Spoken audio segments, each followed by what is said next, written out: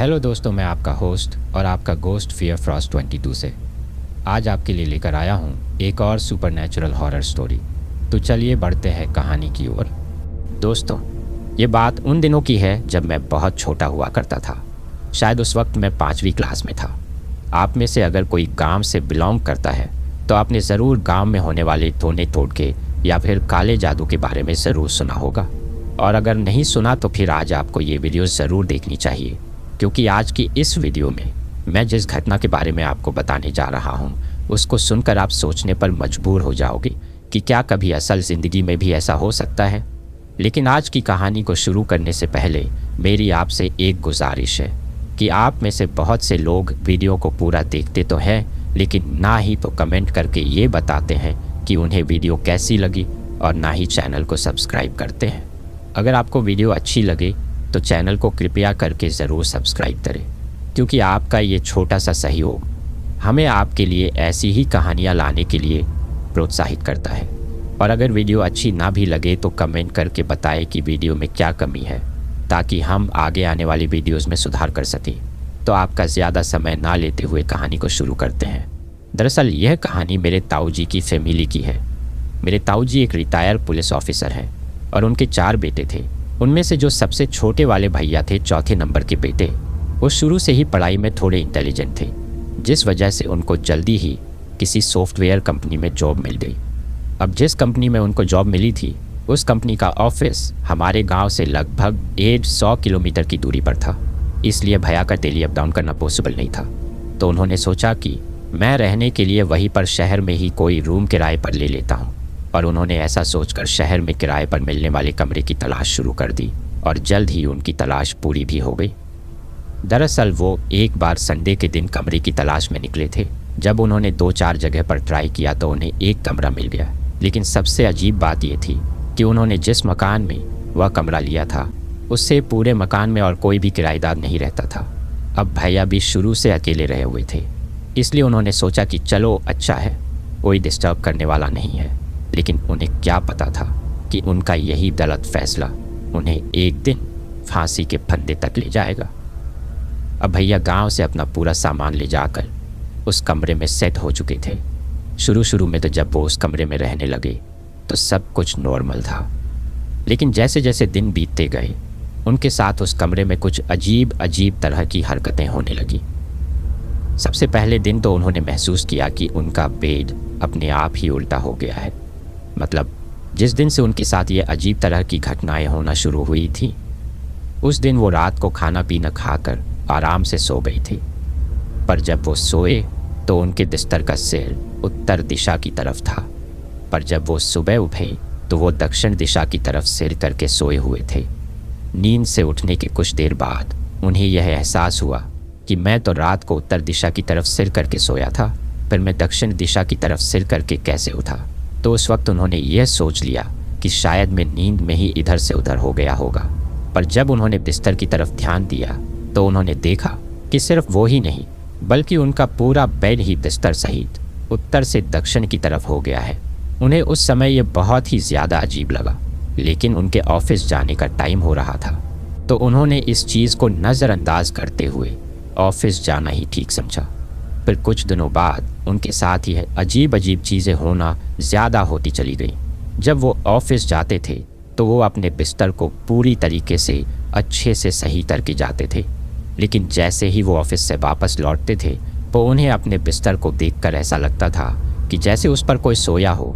इसके साथ ही उन्हें ऐसा लगता था जैसे किसी ने उनके कपड़ों को भी पहना है। मतलब जैसे वो अपने कपड़ों को अलमारी में छोड़कर जाते थे, उन्हें ठीक वैसे कि वैसे वह कपड़े वापस नहीं मिलते थे, बल्कि उन कपड़ों को देखकर ऐसा लगता था जैसे किसी ने उन कपड़ों के साथ किसी ने छेड़छाड़ की है। पर उनके दिमाग में सिर्फ एक ही सवाल रहता था कि रूम तो बाहर से लोग हैं, फिर कोई अंदर कैसे आ सकता है। उन्हें लगा कि यह शायद मेरे मन का वहम होगा, और यही सोचकर वह लगातार इन सब चीज़ों को नज़रअंदाज कर रहे थे। उन्हें लग रहा था कि ऑफिस के काम का दबाव ज़्यादा होने के कारण शायद उनके साथ ऐसा हो रहा है। शायद वो ही इन चीज़ों को इस हालत में छोड़ देते होंगे और उन्हें याद न रहता होगा। पर उनका यह वहम हकीकत में तब बदला जब उनके साथ यह चीज़ें कुछ ज़्यादा ही होने लगी। दरअसल भैया हमेशा खाना कमरे पर ही बनाया करते थे, लेकिन जिस दिन भी वो खाने में कुछ मीठा बनाते थे उस रात वो कभी भी सो नहीं पाते थे। अमूमन घर से बाहर रहने वाले लोग यही करते हैं कि रात का बनाया हुआ सुबह खा लेते हैं और सुबह का बनाया हुआ रात को खा लेते हैं।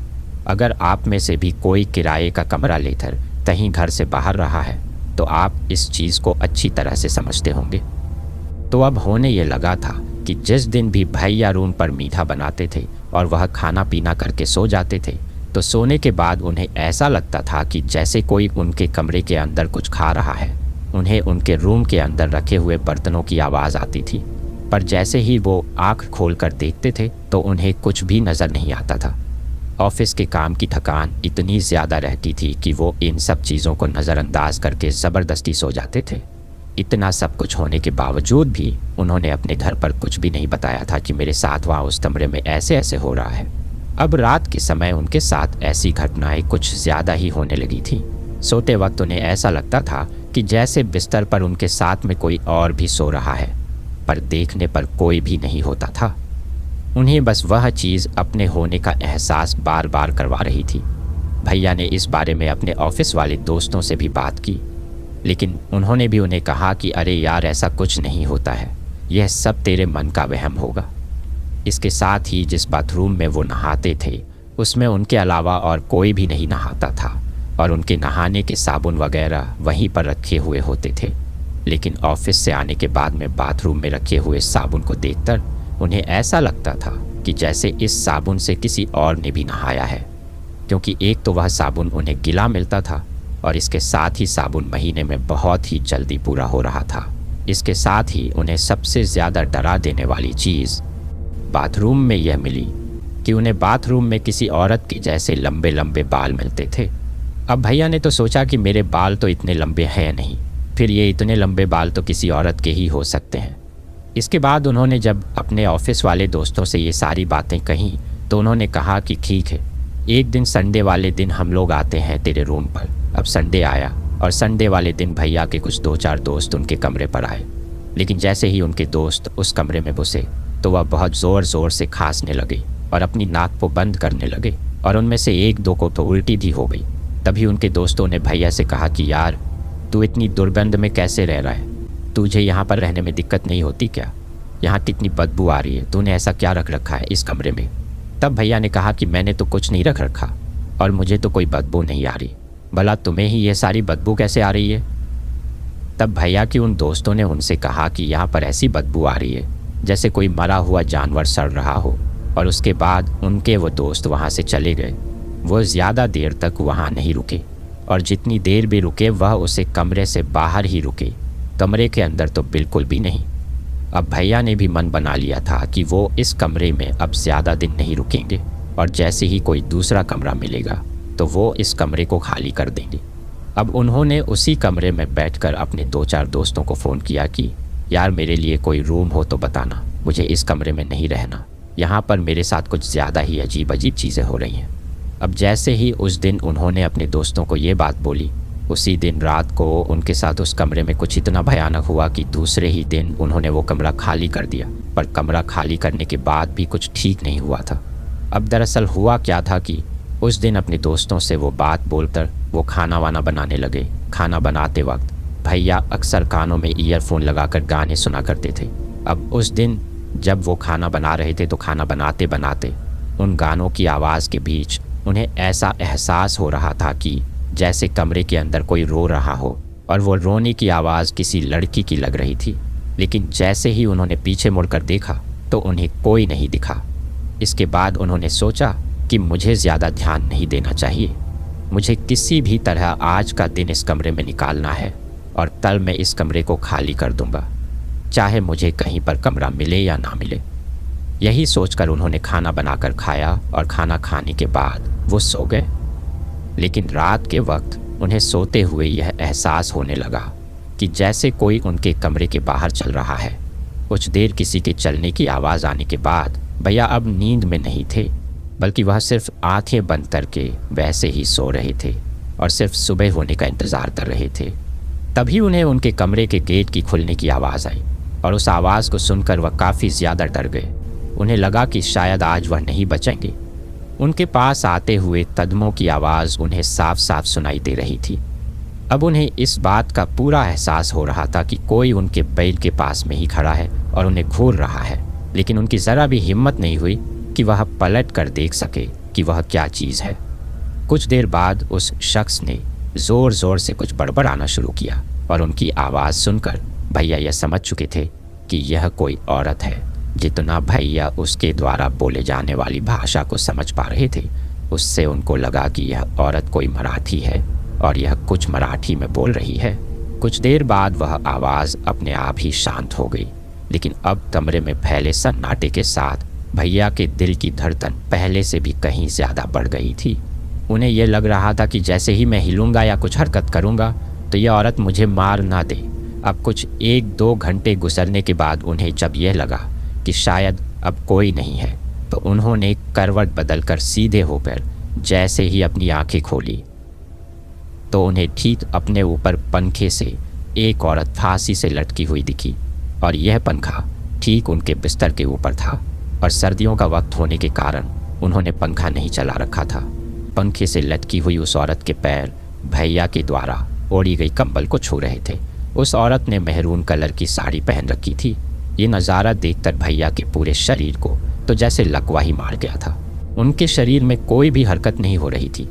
इससे भी 100 गुना ज़्यादा उन्हें डराने वाला वाक़या अगर कुछ हुआ तो वो ये था कि वह औरत पंखे से लटकी हुई भी अपनी पूरी आंखों को फाड़कर भैया की तरफ देखकर कुछ बड़बड़ा रही थी। अब भला ये कैसे हो सकता है कि कोई इंसान गले के बल फांसी पर लटका हुआ हो और फिर भी बोल रहा हो। ये देखकर भैया की तो गीक ही बैठ गई।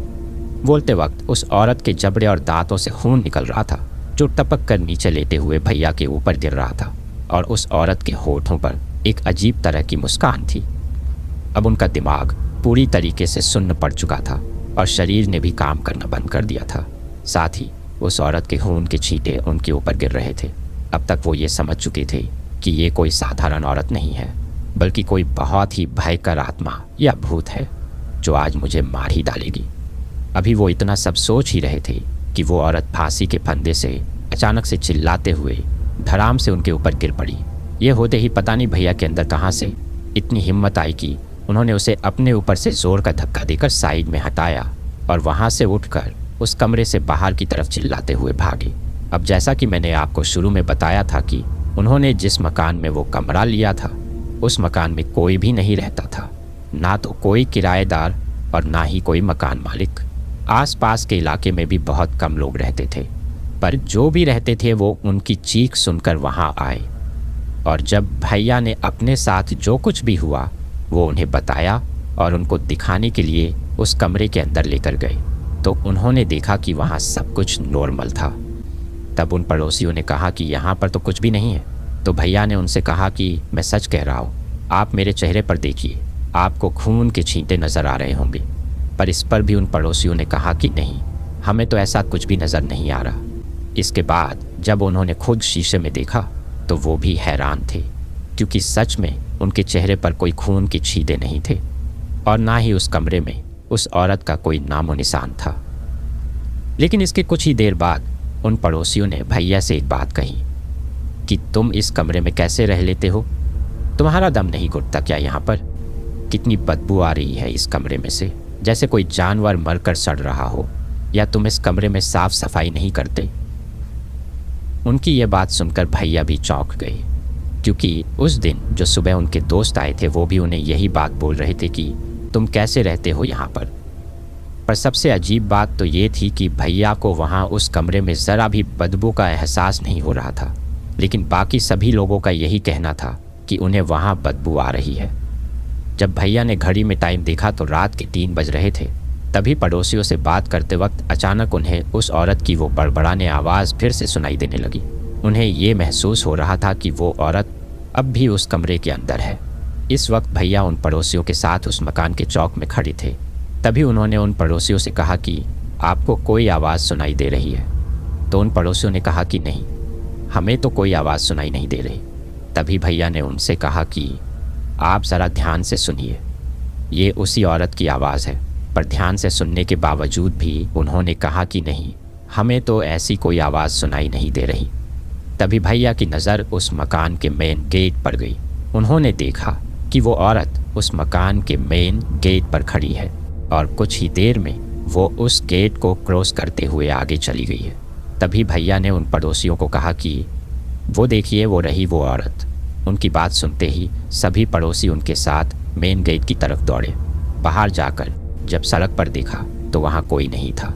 उस पूरी सड़क पर लाइट लगी हुई थी, जिसकी वजह से किसी के अंधेरे में भी छुपने का कोई चांस नहीं था। तो उन पड़ोसियों ने भैया से कहा कि ये सब तुम्हारे मन का वहम होगा या तुमने कोई बुरा सपना देखा होगा। इतना कहकर वो सभी वहाँ से जाने लगे। लेकिन अब तक भैया ये बात समझ चुके थे कि अगर वो दोबारा अकेले उस कमरे में गए तो वो औरत उन्हें जिंदा नहीं छोड़ेगी। इसीलिए भैया ने उन पड़ोसियों से कहा कि आप मुझे अकेला छोड़कर मत जाइए। पर उन्होंने कहा कि भाई, हम तब तक तुम्हारे साथ रहेंगे, आखिर हमें भी सोना है। उन लोगों की बात भी सही थी, क्योंकि उन्हें भी आए हुए लगभग 2-2.5 घंटे हो चुके थे। तभी उन पड़ोसियों में से एक बुजुर्ग चाचा थे। तो उन्होंने भैया से कहा कि मैं वैसे भी रोज़ाना 4 बजे उठता हूँ और अब वैसे भी 4 बजने वाले हैं, तो अब मैं सोकर भी क्या करूँगा। तो तुम ऐसा करो कि मेरे साथ मेरे घर पर आ जाओ। और इसके बाद भैया उन चाचा के साथ उनके घर पर चले गए, सब कुछ वैसा का वैसा छोड़कर। सुबह होते ही भैया ने घर पर फ़ोन किया और घर वालों को सारी बात बताई, जिसके बाद ताऊ जी और बाकी घर के कुछ बड़े लोग गाड़ी लेकर भैया को लाने घर से चले गए। जब तक घर वाले वहाँ नहीं पहुँचे तब तक भैया उन चाचा के साथ ही रहे। लेकिन अब जैसे ही घर वालों के आते ही भैया घर वालों के साथ उस कमरे में गए तो उस कमरे का मंजर देखकर सबके पैरों तले ज़मीन खिसक गई।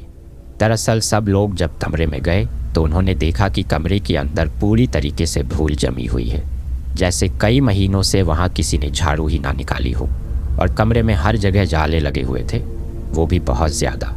इसके साथ ही जो सबसे ज़्यादा चौंकाने वाली बात थी वो ये थी कि उस कमरे की छत से जानवरों के घोंसले लटके हुए थे। उस कमरे में जो पंखा था उसकी तीनों पंखुड़ियों पर कबूतरों ने अपने घोंसले डाल रखे थे और उस कमरे में हर तरफ जानवरों की बीट ही बीट हो रही थी। और जो सबसे चौंकाने वाली बात थी वो ये थी कि जो पहले दिन भैया ने सब्ज़ी बनाई थी उसको देखकर ऐसे लग रहा था कि जैसे वो कई दिनों से उस कढ़ाई में पड़ी हो, क्योंकि उस पर पूरी तरीके से फफूंद आ चुकी थी और बहुत सारी सब्ज़ी पूरे कमरे में इधर उधर बिखरी पड़ी थी।